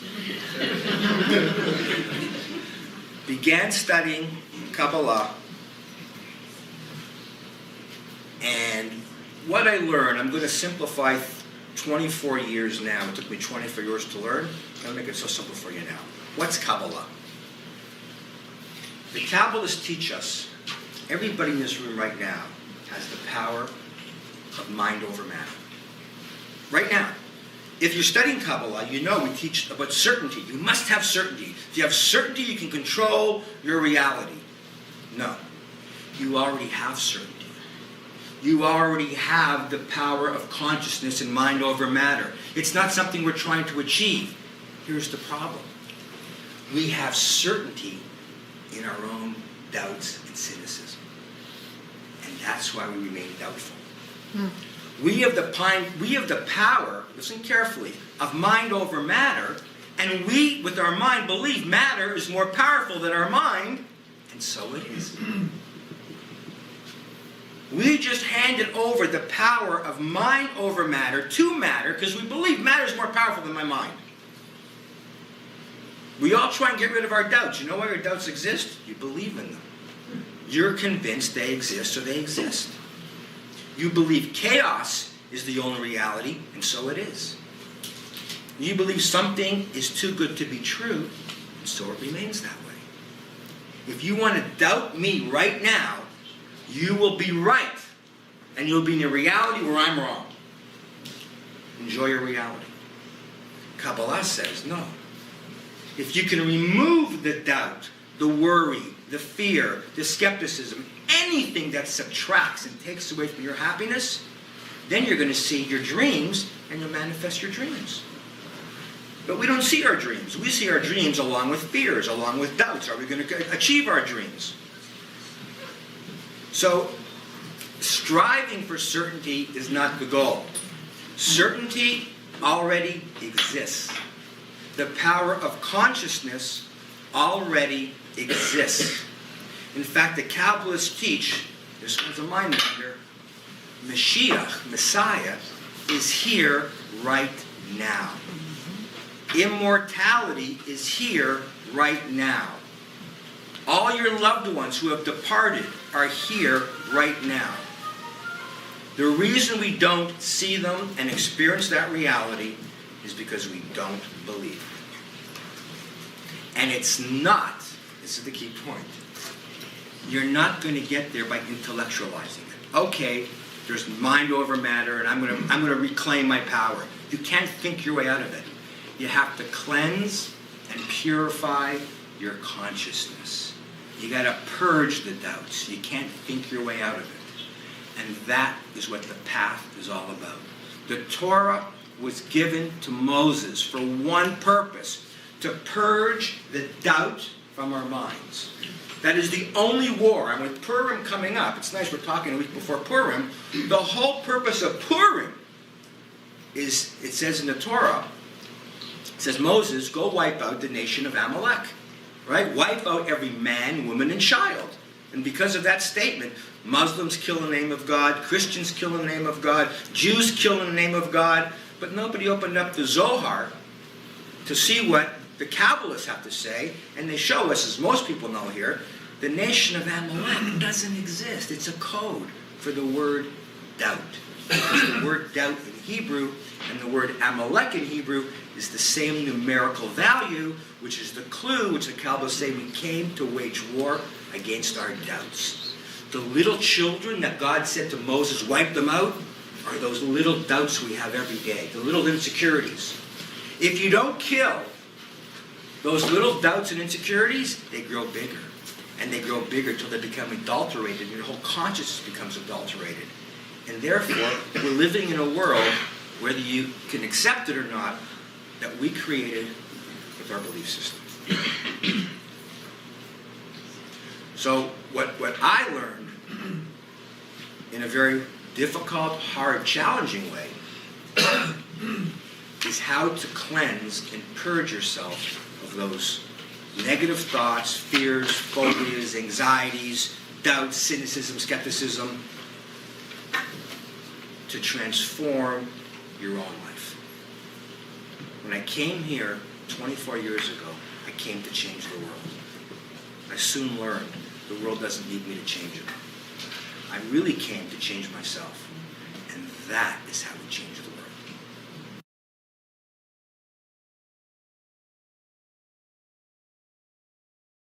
I want to pause it right there because that's a good place to to pause until tomorrow. There is about another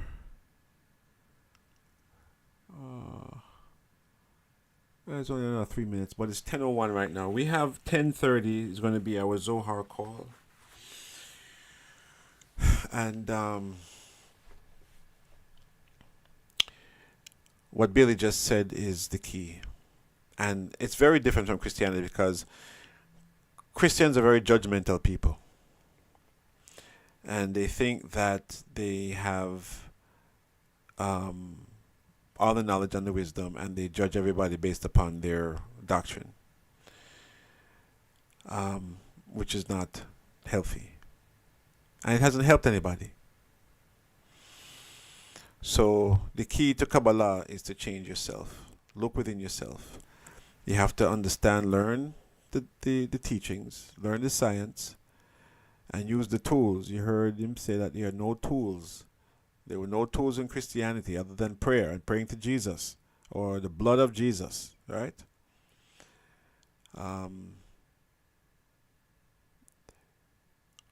Kabbalah is a system that gives us tools to use. Listening to the Torah reading is one, reading the Zohar, breaking down the aspects of the ego, understanding how the ego operates, right? The 72 names of God, the Hebrew letters, all these things are tools. So friends, I'm going to invite you all back tomorrow night, where we will continue this journey. And hopefully I will have the lecture from Billy, Kabbalah and Christianity, which I know you will all enjoy. So, any questions or comments before we go?